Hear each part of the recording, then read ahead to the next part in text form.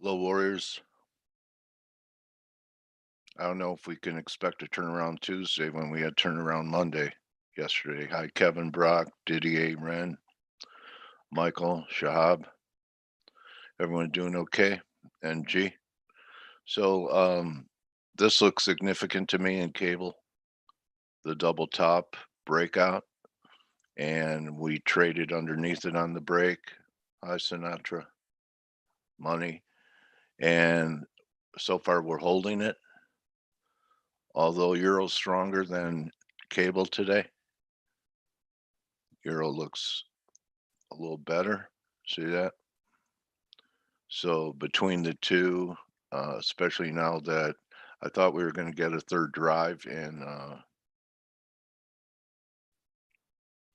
EG, that doesn't look like it's going to happen now. So cable's now become my preferred short over Euro. And the only thing that's holding me back is this RSI reading right here. But I'll go with price action. It looks like it's going to negate the breakout. That'll be a failure. And why can't we see this again on the failure 31.65? So looks like it may do it today. Euro might also pull back with pound, but I'd prefer to sell the weak sister.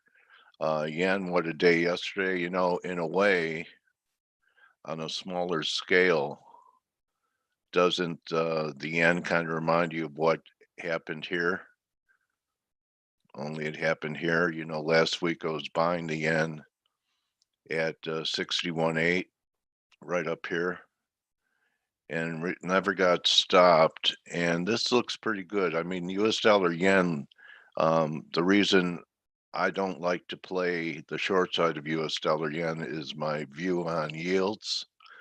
And, you know, US dollar yen going up is bearish gold and bullish yields. So yields came back. And look, we pulled back right to this line.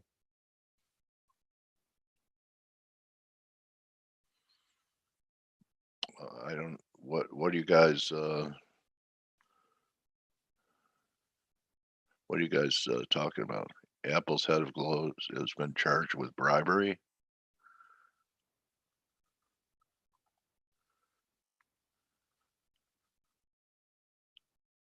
That's weird.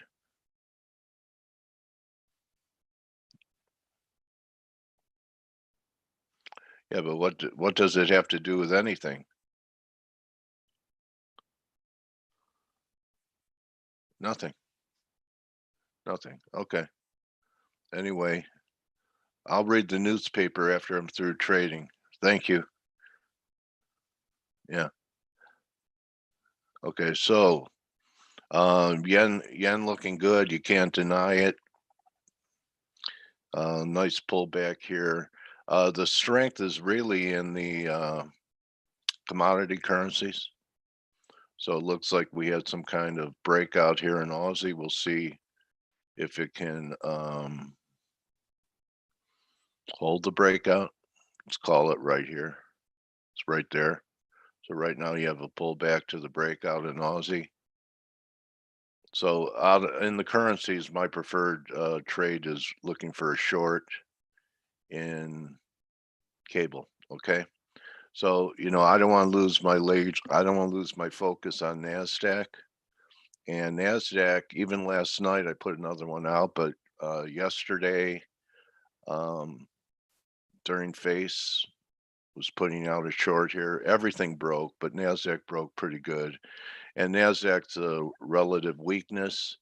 And so I just put another piece on after booking scalps here at 60, went to 80 last night.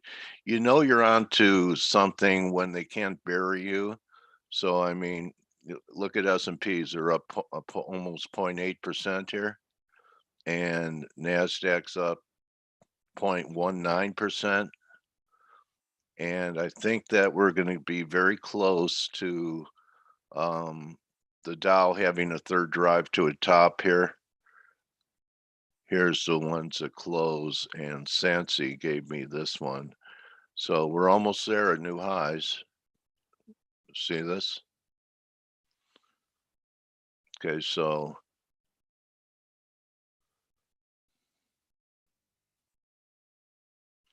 for a third drive. So we haven't quite done it. We're on the verge of doing it. And as you can tell, we're not over 70 yet, but we didn't take out this high yet either. Yeah, this high is 30,097. So that's going to be another 150 points to clean out stops. This was Pfizer. I think this was Moderna. Maybe this rally's AstraZeneca. So isn't that funny? We have 3 vaccines. You know how I feel about 3. So far 3, maybe 4. Anyway, doesn't. So Blake said to tread lightly this week. We have 5, and this action yesterday was pretty constructive. I thought that we were going to take out this 91.74. It didn't happen. The pullback in the dollar is much deeper than it was in yen. Look at the difference between the two pullbacks, right? So, if I'm going to be long, I want to be long the relative strength, which is the yen over the dollar. If I want to be short, I want to be short the relative weakness, which is the cable over euro now, okay? And the relative weakness in stock indices is NASDAQ.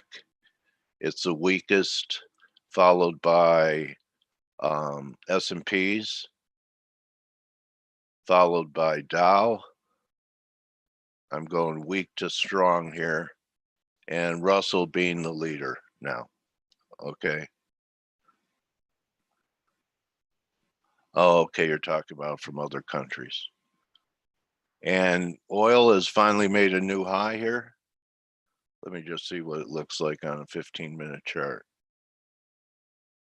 Might be worth a shot. It's been unabated. I'm a little worried about the geo risk, but it could be a shot here. There's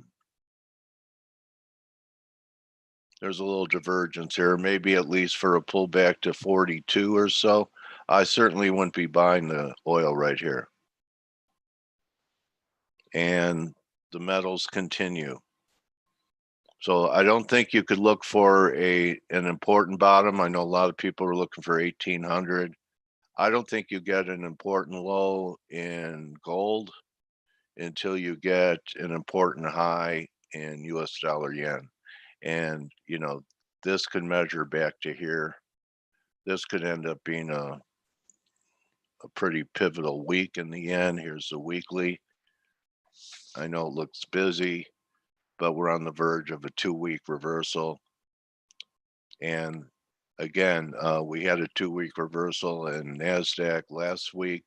And by Friday, it needs to close under right around here. And actually, the S&Ps are trading above it, 35.88.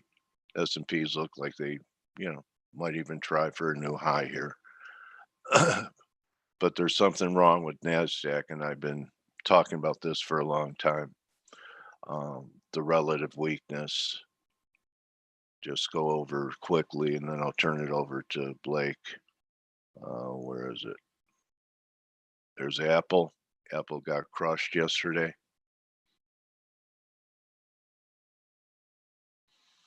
Okay. Microsoft not looking so great either. Google's starting to give it up. Amazon looking heavy. Facebook looking sad. And that's it. I rest my case. So Blake, you're right about this week having some volatility. Definitely started yesterday. Do you think we'll get some follow through? Yesterday was brutal. It was brutal. Yeah. I actually got run over yesterday, and I was like, oh, where did that come from, and how did that happen? And and then it's more frustrating just to see the dollar where it's at right now. Now you were saying something like, um, and I'll go back and talk about kind of the market action here in a second. But you were talking about there's something wrong with the Nasdaq. I mean, what's wrong with the Nasdaq fundamentally is that, as you pointed out, there's at this point, three different vaccines that are coming, and probably more to boot. People's lives are going to go back to somewhat normal, I would say, by mid-year next year. So you're seeing the bleeding of these work at home stocks, and that's, all the work at home, everything, whether you're talking about Netflix or Amazon or,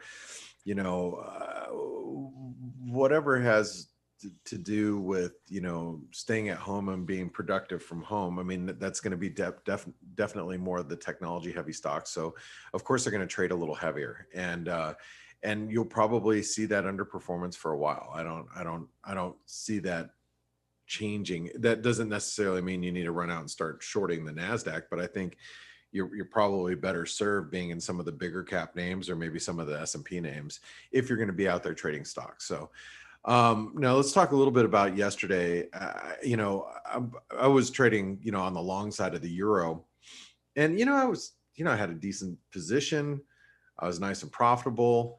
I was profitable from like the 60s, and I'm sitting here, and I mean, look, we were breaking out, and we're above that channel resistance, and then all of a sudden, the really strong PMI numbers came out, and that started the sell off in gold, which then translated to a rally in the dollar, and the euro sold off aggressively to 118. I mean, obviously, I was getting out below that, but I was like, I mean, when you got a nice profitable position from the 60s, and then you trade down into the 40s, it's pretty demoralizing when you see something like that go through your stops, and you're like, wow. And the interesting thing is, the guys from my office, we were just like, everybody was floored, and talking to other banks, everybody was just like, wow, it must have been more positioning than anything. And you couldn't really put your finger on why the moves were so aggressive, other than lack of liquidity and then, poor positioning. Now, obviously, here we are back. I wouldn't say back, where we had been, but we've definitely regained our composure as far as the euro goes. And frankly, I have to say that we're still challenging the resistance here. And, is this a false breakout? I guess, maybe we have to look at it like this now, and just, note that, that channel's still in play, but we're up near the upper end of it. And that means you just need to be very cautious with the euro as we are below 119, and probably below 119.20. And while we're below that, if you're on the long side, you just have to keep your guard up, I think. We've seen a bit of a recovery overnight in some of these pairs, and we've seen some volatility overnight. I want to point out that the S&P, and before I actually move on, we might as well just write up the bias chart here. So resistance is 119.20. Support is at 118. I mean, that's all there is to it. And you got to just be really careful while you're trying to navigate within here, because you can see obviously yesterday's volatility hit not only, I think if you were on the right side, congratulations. If you're on the wrong side, the type of market activity happens from time to time. And like I said, we were all sitting there scratching our heads going, wow. But you have to be cognizant now of the 118 to 119 levels, right? The cable's pulling back a little bit, and I think we have to be very careful if we get a sustained break below 133. But like the euro, we have, looks like a lower high intraday. The euro is also doing the same thing. So we have basically 134 here as resistance. Support is at 133. And actually, I'll write down 132.60 because that was the low from yesterday. But I'm going to do 132.65, 133. And then resistance is at 134. And we just have to be a little careful with that. Okay. Let's go over to the, I was going to talk about the S&P.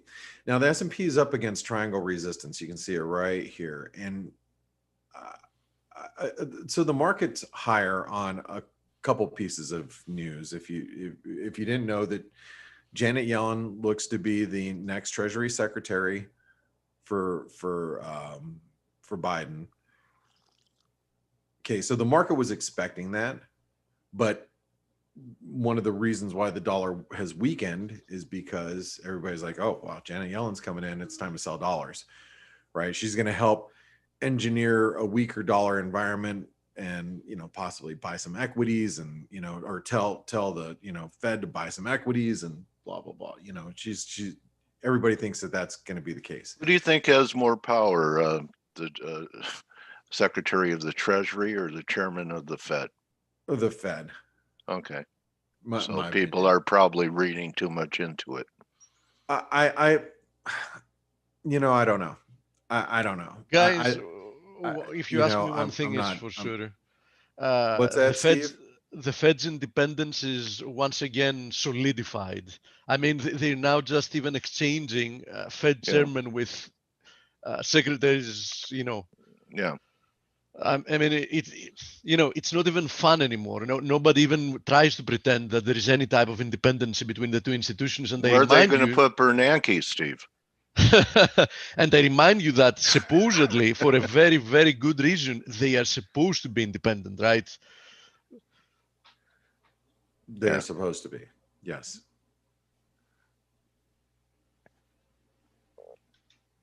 Are you, Steve? Are you still going? Here. No. I'm here. Okay, I thought you were going to continue on here. Janet Yellen.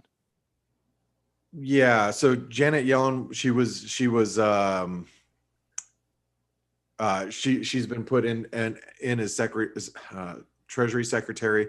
Also, one of the big events that happened overnight. One of the other things that the market was, looking at is that you got a concession from Donald Trump, and he says basically the transition team is going to hold on one second, guys. The transition team is going to work together with the Biden transition team, and then we should see a smooth transition of power. And so the market actually liked that. They're like, okay, well, he's actually conceding. Now, I know if you're a Trump supporter, you would say, well, he's still going at, still doing, through some legal processes. Yes, he is. But the market sees it as more of a concession than anything. Okay. And so the market is up on that. Now, those are some big, in my opinion, some pretty big news events that have both transpired over the last 24 hours. And I think the thing that I have to pay attention to, right, or that we have to pay attention to is why isn't the market up more? Is it all priced in now? So I think we have to start being a little cautious up here. You can see this, again, we're at what could be triangle resistance for the S&P. Resistance, oops, I didn't mean for that to happen. Resistance is at 36.45 for the S&P. We're going to still stay bullish while we're above 3,600 though. Okay. So we got to stay bullish while we're above, that 3,600 level. All right. Excuse me. I'm sorry. I think over, this triangle while we're still building this, because this right here is actually more of a pennant. So, you got to keep, stay on the bullish side here. But support right now is going to be 35.60. Okay, that's triangle support. All right. let's see. Let's talk about the Aussie, because Dale was just talking about the Aussie. So here's the thing about the Aussie. The Aussie broke this resistance above 73.40, and the market, I saw notes from like JP Morgan, like it's a bullish breakout, blah, blah, blah, blah, blah. You know, the market's pretty bulled up the Aussie right now. So I think what would be pretty demoralizing again for the bulls would be if we dropped back below this 73.25. If we got back below there, that would be, you know, I think devastating for the bulls. So I'm going to write down 73.20 intraday. Resistance, we have to mark up the highs here, which is 73.67. Remember, there's 127% extension out there. Okay.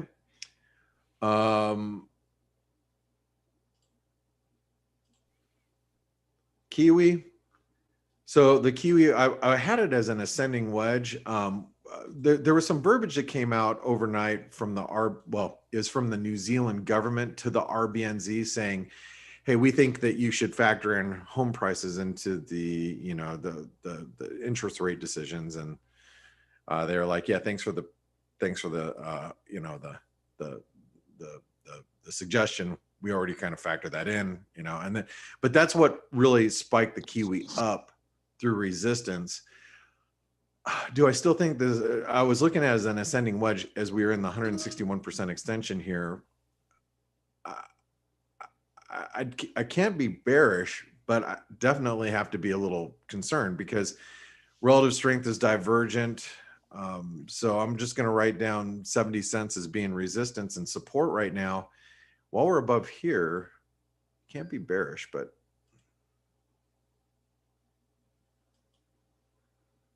so it'll be 69.50 basically.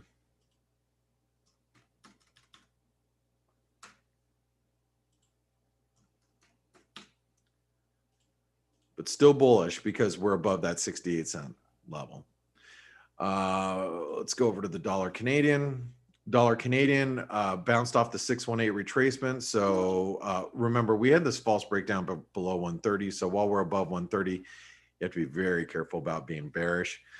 And it's holding up relatively well. So, and even with crude oil, you know, just kind of staying pretty well bid. So I'm going to write down support as being 130. And this is key. Okay. Resistance is going to be 131.20 because that's where we went yesterday. We're still, well, we got to the teens, but you guys know that 131.20 is still a pretty big resistance for the Canadian up there. Dollar Mexican peso, we're holding above 20. We just came off quite a bit. Not sure why, probably some flow. Thing about the dollar Mexican peso is it's definitely flow driven. So if there's some flow that comes through this illiquid pair, it, you know, comes off. But support is at 20 or 1995, and then resistance is going to be 2018.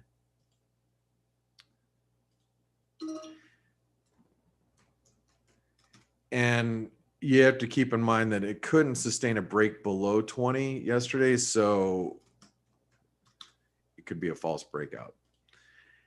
I think while we're below 20, you know, this 2085 level, which, as you guys remember, it was a pretty big, you know, breakdown point right through here, right here. Oops. Okay. As we're below there, you know, it looks bearish, but relative strength is divergent now, and it's pretty divergent. We might have got a false breakdown below 120, so just be a little careful on the short side of the dollar Mexican peso. Let's see, Swissy. So the Swissy, we are still. Oh, and by the way, the Euro Swiss broke out. Just in case you guys are watching that, you guys go back and look at that one. 90.85, and then this is a descending trend line, so this is now it's 91.50.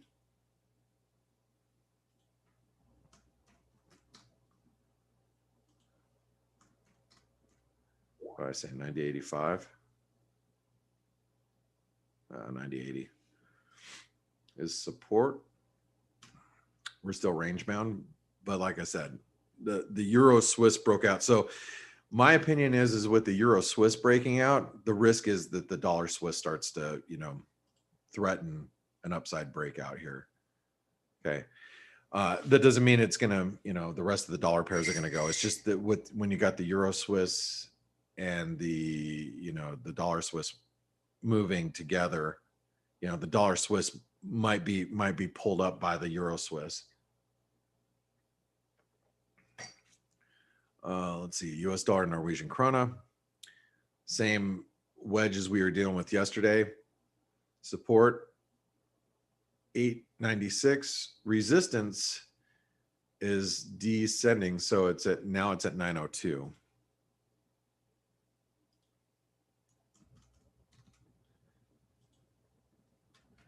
Look at it tighten.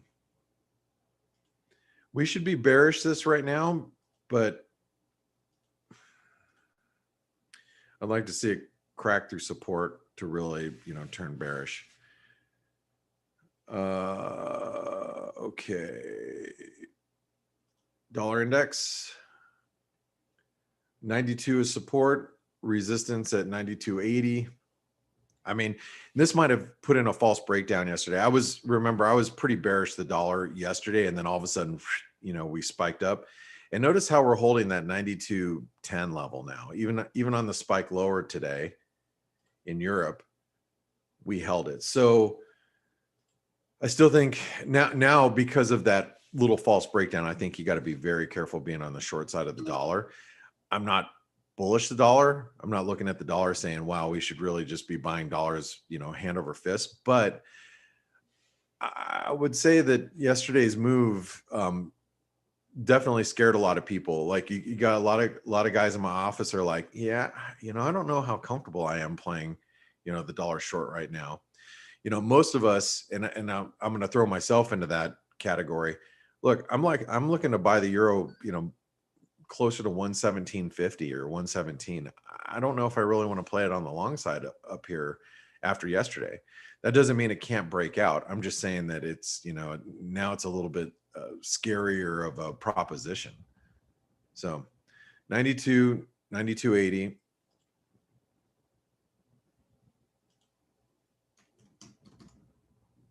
And especially if stocks come down from here, if stocks come down from here because they're at triangle resistance, the dollar should firm.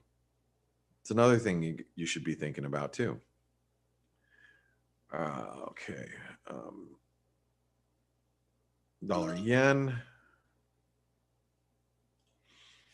And I know Dale, this move yesterday, whew, I know he had stepped away from the computer for a little bit, but this is another one of those, moves yesterday. We were all just scratching our heads going, oh my God, I cannot believe we just squeezed like that.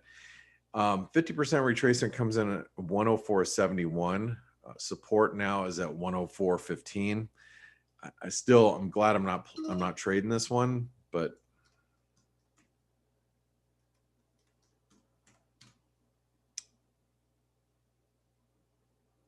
and let's take a look at gold.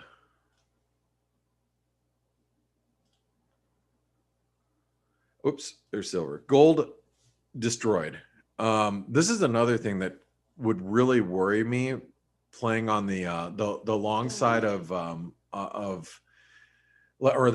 short side of the dollar is you've got gold really selling off. And, this could eventually have a negative effect on, like the euro or the Aussie. It hasn't yet, but gold's really pulling back here, and the 200-day moving average is our next support. That comes in at 1797. So,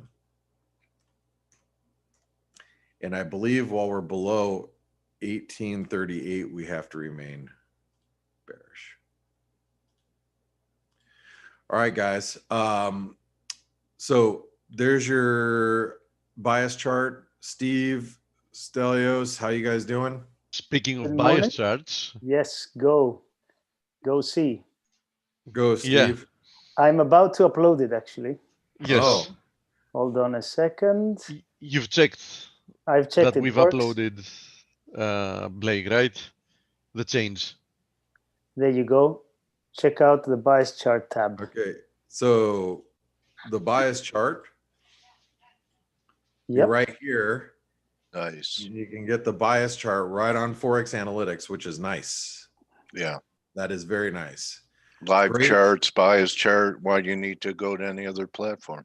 That's right. That's right. So, Steve, great job with the developers.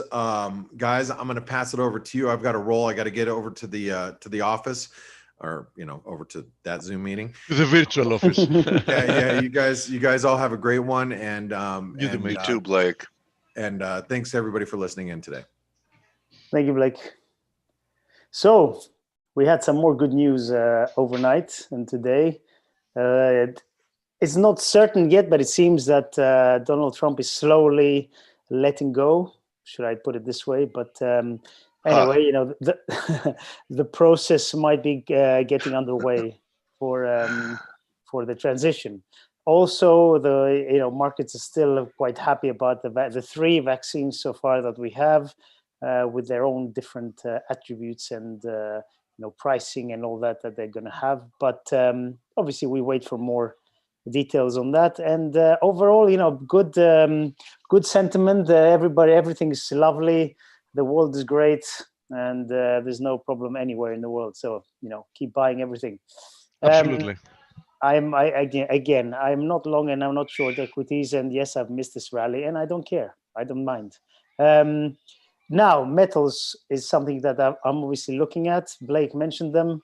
They are getting destroyed again today, and I think the most logical explanation is what we said yesterday, that it looks like with the vaccines and everything coming through and some kind of normality returning, the theoretical need for stimulus might decrease.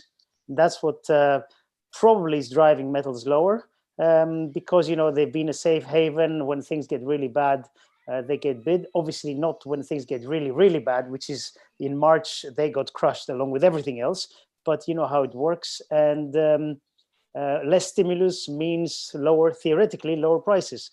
The problem with that is that theoretically also less stimulus means less or lower equity prices as well. But that doesn't seem to be happening yet. So there is a disconnect. Personally, I'm still waiting 21s to 22, 21 to 22, somewhere in the 21s to buy silver, to start buying silver. Yeah, it's a nice divergence. Equity markets are looking at the at least probably $3 trillion of stimulus that is coming within the next few months, and they couldn't care less about anything negative. Yeah. Now, on the other hand, metals or those that trade metals seem to take other things into account.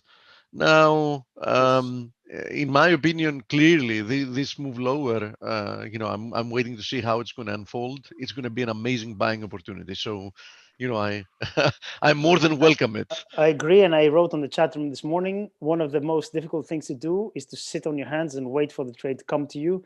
And I've been, you know me, guys. I was bullish from when it was at 15ish, and I got rid of my silver longs average of around 24.5 to 25. It was really good. And since then, I said, look, I'm very, very bullish, but I think it's going to be a leg lower. And I'm waiting, and I'm very bullish, but I'm still waiting to get long. So, patience is required, and that's what I'm going to do. Obviously, things might change. If we do seem like if we do look like we find support, and this was it, then I'm going to start buying anyway. But for now, I'm just waiting. So in other news, we talked about Biden, talked about vaccines. Cryptos, interestingly, are also rallying and have been rallying. And for people who have been Forex Analytics subscribers, they know that I look at the macro picture of everything. And when Bitcoin was around 10,000, there you go. I said, look, I think along with everything else, cryptos are going to get bought and they're going a lot higher. Why? I don't personally understand enough about cryptos and Bitcoin to have A a rising tide lifts all boats. And in this Yes, case, exactly. the rising tide is Yeah. both the dollar devaluation, but most importantly, the currency debasement. That's Exactly. a global phenomenon. Exactly. And I remember Bitcoin was 10,000, Ethereum just above 200. And I said, look, I'm very bullish. I don't actually trade cryptos myself, but I said, look, I'm very bullish. Friends of mine who asked me, what do I do? I said, look, I think here we buy. And that actually one of my friends bought Ethereum and he's done very well. Let's put it that way. But now I've gone back to neutral. I think we're a bit overdone. We're a little bit stretched in the short term, right? This parabolic move is a bit overdone. So my advice, people who have been long, I think it's a very good place to take profits. And well done for being long. And what else? Actually, something I wanted to mention. You're gonna laugh, Steve. The funny quote of the day. Remember when the Italian government was talking about and arguing with the EU about budget deficit percentage as a percentage of GDP? Was it going to be 2.5, 2.9, 3%? There was a big debate. The official statement, the Italian government expects the budget deficit to stand at 10.4% of GDP at the end of the year. Sounds good. There you go. So, sounds good. Yeah. I laughed when I saw that. It's okay. Future generations are going to pay for it. Don't worry about it. Of course. Everything is going to be all right. Maybe ours too. Yep. Dale, nobody's going to pay for it, actually.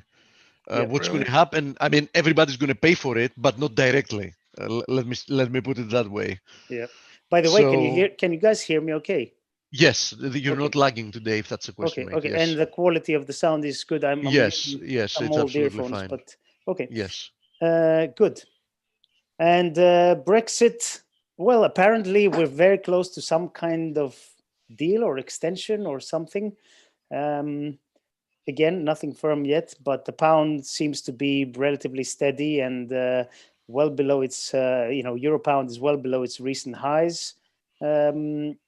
I still think it's going to move quite a bit either way when it gets announced or if we get a hard Brexit. But at the moment, there's little volatility in the pound, and we're just waiting. It's only a month to go. So this channel is still working nicely, by the way. We're still failing to close above this channel. We made an attempt yesterday. We tested the waters above it. But with the late dollar rally that we had, we fell back below it. We closed there. So far today, unable to push higher again. So yeah, I mean, I'm waiting to see what's going to happen here. I still don't see an impulsive move higher from here, but ahead of this binary, obviously, event, anything can happen, and whatever happens is going to produce, a notable move. There's no question about that. Yes. In other news, we had some data releases. We had German GDP came in better than expected, minus 3.9% year on year. Actually, quarter on quarter, 8.5% versus 8.2 expected. So better than expected. But again, in terms of percentage change from what was expected is not a lot. But numbers, they continue to come up better than expected, mostly.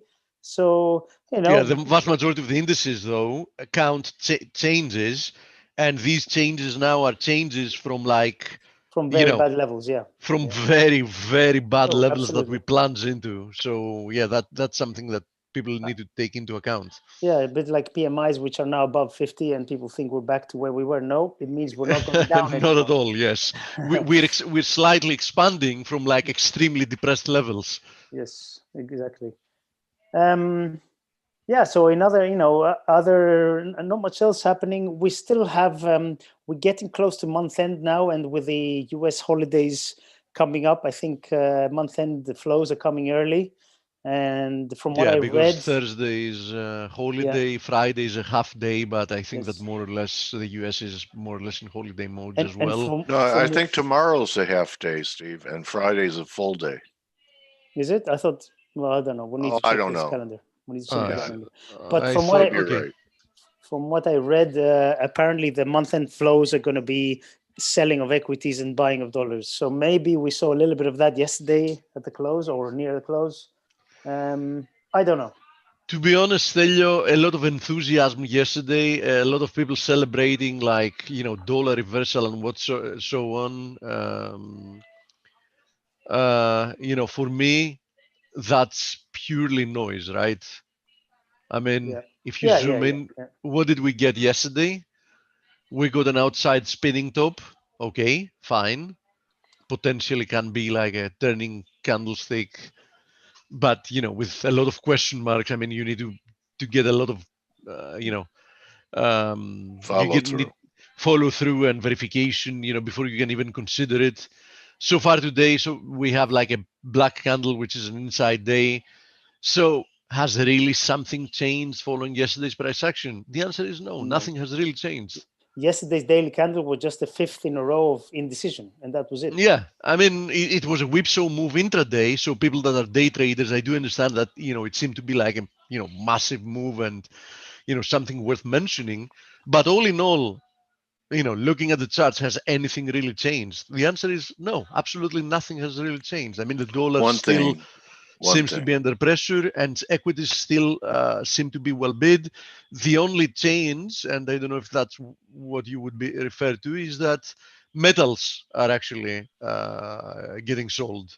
Other than the metal move, I don't see anything worth mentioning. What did you have in mind, Dale? Oh, well, VIX is making a new low, but what I was going to say, the only thing that changed is now we're going to have to look at Janet Yellen on a Quaker Oats box for the next 4 years. Yep. Remember those? Yeah. You know how the people would put her face on the guy on Quaker Oats and she'd have a beard, and so people start doing that again.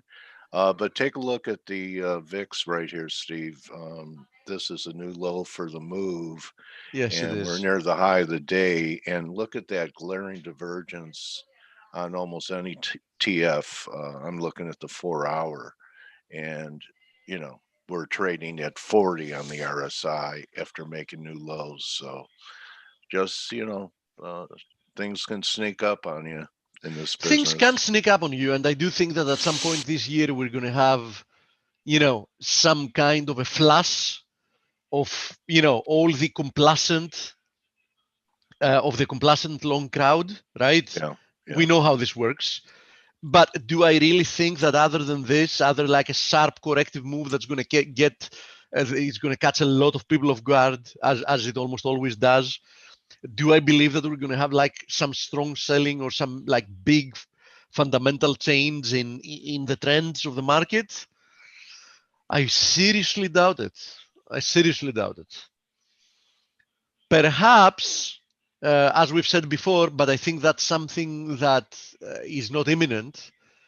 Perhaps we're going to get a buy the rumor, sell the fact when we actually have a vaccine, not when we start getting all the rumor mill about how efficient its vaccine is and how well it's going to do its job, so on and so forth. But when we actually get a vaccine and when we actually start climbing out of the hole that we've dug ourselves in with all the coronavirus measures, right?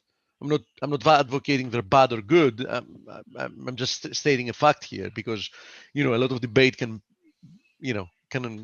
take place about, which measures are good, which are excessive, how things should be handled differently in order, to, in essence, get a compromise, between the immediate health costs and everything else. But a fact remains that a lot of the measures taken for coronavirus have really damaged, among other things, the economy, because health has been damaged as well. I was reading like a couple of days ago how much drug dependency on like psycho drugs has increased during the COVID period and lockdown, so on and so forth. And we know there are huge costs outside the economic costs of quarantines and locking down people, So it's something that accurately we will only be able to say how well it was handled in a few years from now, because we're going to have a lot of data to analyze and review in the months and years to come. Anyhow. Yeah, I hear people that own Teslas are going out and extracting the lithium from the batteries and ingesting it for stability of their frame of mind. Lithium is only Huh? good for schizophrenia. So Oh, and that is something that you cannot catch due to oh, circumstances. It's either inherent or not. So oh, I think all that right. their lithium is safe. Okay. I guess. All right. All right. Well, then I won't siphon any out of my neighbor's Tesla. No, I don't think it's going to help. All right. Buddy. Doesn't help with depression. Either? Oh gosh. No. Unfortunately, you need SSRIs for that. All right. I'm very familiar with all that. One of my best friends is a psychiatrist. His father is also, and we, I like sciences, so we frequently have conversations, about like stuff. I have very interesting stories, but that's for for another webinar, obviously. Now back to our charts. I'll start once again from the metals, because this is the big move to talk about. So gold is poking its head below this nice confluence of supports. I'm not really surprised. I always expected that if we are to have another leg lower, everybody was waiting for 1800 to 1825, and I didn't like the fact that everybody was waiting for 1825. Yes, it's an excellent area of support. There is no question about it, but it's too good and too obvious. So we also have the 200 DMA here, by the way, right? You can see it here in the blue line, currently passing from 1795. So, between 1795 and 1825, we have multiple within this $30, multiple levels of support. We might hold, but I would even like more like breaking through these levels, getting everybody bearish, getting everybody that was long but has a weak hand. I mean, they got long thinking that they can put the stop losses below there and everything is going to be all right. I would like to see the market clean all of them up and then see some nice price action. And I would be interested in buying some in the financial markets as well, because I do have physical gold. I'm definitely buying silver though, no matter what happens. If we manage to break through this triangle and we start, flushing the market lower, I'm going to start buying physical silver. Between 21 and 19, I'm interested in buying a lot of it, and I'm not going to even mind if it goes lower than that. I mean, I'm going to buy and hold for years, so I really don't care. I should have done it earlier. I didn't. I had gold. It was my mistake, but I'm going to fix this mistake. If we see lower levels, 21 and below, I'm a buyer of physical. There's no question about it. So we have this triangle here in silver. Next downside areas of support, 21.65, the previous spike low, 21. Then we have the 200 DMA at 20.40, and 19 is a very, very key level, because it was in essence the breakout area from this channel as well. You can see it here in green. After a huge period of time of that type of price action, which was scraping the bottom and building a long-term base to explode higher. So I think that this market is very unlikely to plunge through $19. Now, having to do with the rest of the assets, crude oil remains extremely well bid. We've already talked about it multiple times. It's very, very strong. It's like a beach ball. You can't really hold it underwater. Natural gas, look at this massive move higher, and don't say I didn't warn you that you should pay attention to this channel, because it's very likely corrective.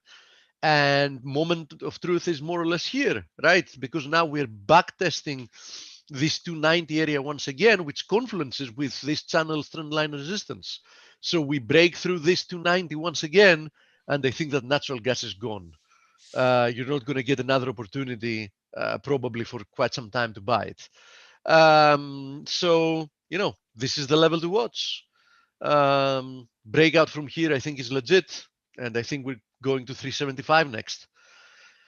Now, platinum, palladium, other people are asking for it. Platinum backtesting this channel trend line support, resistance actually as support. Let's see if it works. Palladium still comatose in the short term. This is like what, the 10th consecutive day that's doing more or less nothing. Copper, like a beach ball as well. As the Kiwi breaking through this ascending channel, it seems very, very strong. I mean, we've seen no correction that still didn't manage to produce a higher low. So, an extremely strong market. There's no question about it. And I'm not surprised. I've told you before, I think that anything that has intrinsic value is going to be very strong, right? Anything that has intrinsic value should do very well. Hey, Steve, can you get silver via the Bank of Greece in Greece? I'm not really sure, to be honest. You can get gold, I can tell you that much, in the form of gold coins. I've never actually checked, and I don't really need to do so because I actually have a friend. Actually, he's a very good friend of one of my best friends. He has a factory that what it does is that it melts down whatever they send them and extracts gold and silver from it. So I can actually get my hands on silver from there with almost zero spread. So I'm going to get silver from him. I've already talked to him. At a much better price than I would definitely get it from the Bank of Greece, because I can tell you that the bid offer spread, at least in gold, is quite significant. I mean, just to give you an idea, gold coin is something like 400 euros and the spread is something like 30, 40 euros, something like that. So even if they're selling silver, I'm pretty sure that the spread is awful. So I wouldn't be buying it from there. Now, let me see. Bitcoin. Yeah, listen. Bitcoin is just unstoppable, right? We're very, very close now to the previous all-time high. And I think it's extremely likely that we're breaking through it. Just look at this move higher. It's really parabolic. And Ethereum took some time to catch on, but it has now done so, right? Now, watch, it has stalled here at this resistance area. But I do think that as long as Ethereum holds above 490, it's also in extremely bullish mode, right? So Bitcoin, next upside target 20,000, and then we need to start counting extensions from, that move lower. But I think it's Bitcoin. At some point, it's going to really mess up with people that were late in the rally. There's no question about it. I mean, I wouldn't be surprised at all within the next few days to see a flash of like 20, 30% within a day. And a lot of people that are going to be weak hands are going to get kicked out of this market. But I think it's, you should respect strength here, and we should see much higher prices. That's what I think. Now, support for me is at 16,500. So 16,500, as long as we trade above it, I think it clearly is in bullish mode, and, fade it at your own peril, but seems quite a dangerous proposition if you ask me. Dale, do we have an interview, by the way, today? I'm assuming we were going to have Ben, but his computer crashed last night and he lost his PowerPoint. So we have to reschedule to a week from Friday. So I guess that's too short bad. answer was a no. It saddens me that still in 2020, people, A, don't use cloud. B, when we're talking about work computers, etc., don't have, backups. I mean, I have, twice a day backups of everything, and everything important is on the cloud. So, at least I won't ever have to worry about something like that. Let's Okay, let's see what else we have. How high will US liquidity be this Friday? The most likely day of a Brexit announcement, USD down. Speaking of which, Dale, I think you're going to find that interesting. We hit a new all-time high in the Fed's balance sheet, 7.25 almost trillion, and that's before we get the next stimulus package. Now, another interesting piece of data is the fact that during March and April, right, there was, the US issued more than $1.5 trillion of bonds. Do you know how much of it the Fed bought? Dale, still with us? Anyhow, All the of Fed, it. all of it, every single dollar.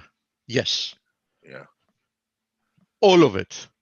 That, for people that think that Fed is still the buyer of last resort, it isn't. It is the only buyer. As simple as that. So that's why I'm saying, what do we expect? Minimum 2 trillion, probably closer to 3 trillion of a stimulus. All of that is going to go on the Fed's balance sheet. All of it. So, 10 trillion within the next 4 or 5 months, I think is a given. We have questions about Euro crosses, and actually it's a good opportunity to have a look at the Euro crosses. And by the way, Blake said that the Euro Swiss has broken out. Just wanted to point this out. I still don't think so. You can see here in the chart why. I'm monitoring Euro Swiss as well. I think this is the key area here, the 1085, and you can see why. It's this range's resistance. It's also the 61.8% fib from this move lower. So it looks decently bid, but I want to see a break above that. Now, having to do with Euro Aussie and Euro Kiwi that the friend here is asking, look, Euro Aussie is currently testing once again this just slightly ascending channel trendline support. I have to admit it looks extremely heavy. I think it's a very, very likely that it will eventually break down. And once it does, just look at the first leg lower, right? From 198 almost down to 160. We're talking about a massive, massive move. And following this massive move lower, what have we seen? We've seen from the beginning of June up to today a clearly corrective consolidation. So my assumption is that, confirmation that we're breaking down is going to be an extremely bearish event and has a very high probability of actually accelerating to the downside. So that's probably going to be a nice trade. Euro Kiwi, looks heavy as well. Big move lower, different type of correction. We're about to break through this triangle. I think both of them look very heavy and very, very likely to move lower faster than most people believe. And keep in mind that these pairs can actually produce hundreds of pips of moves on a daily basis, right? So keep that in mind as well when you when you choose what kind of leverage you want to use for trading them. Let me see what else we had. Cable on the verge of breaking that double top right here. And that would be a failure in my book. Listen, as long as this channel holds, the risk reward favors shorts, right? Yeah. Because you have a very limited risk, and even if we make it down to the channel once again, it's a very decent move, right? Yeah, yeah. So yeah, from a risk reward perspective, it looks quite promising. Somebody was asking about the Nasdaq. Nothing has changed with the Nasdaq, meaning, look at this, textbook symmetrical triangles so far, right? So looks like it wants to break higher, but wait for confirmation first. but I think the chances are very good that it will just punch through this and head towards 13,500. Speaking of 13,500, that's coincidentally or not, Yeah, DAX. more or less the same level that DAX is targeting next, right? So keep that in mind. And the DAX seems also very, very well bid. I mean, look at this massive vertical move higher. And following that, the only thing the bears managed to do is, keep price a little bit in check for like 10 days or whatever it was.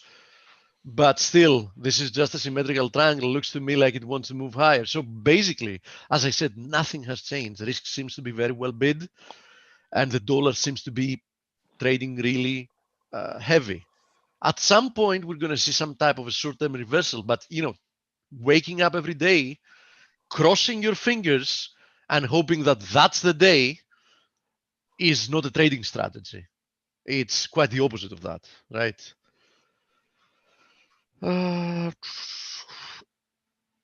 Okay, Dale, I think that's Yes. it for today. Okay. Great review, like usual, Steve, and everyone. Tomorrow we will have a guest. John Nettles going to be with us, and I'm not sure if it's a half day or full day. Either way, we will be here. I don't. For us believe here, we'll for sure, it's a full day.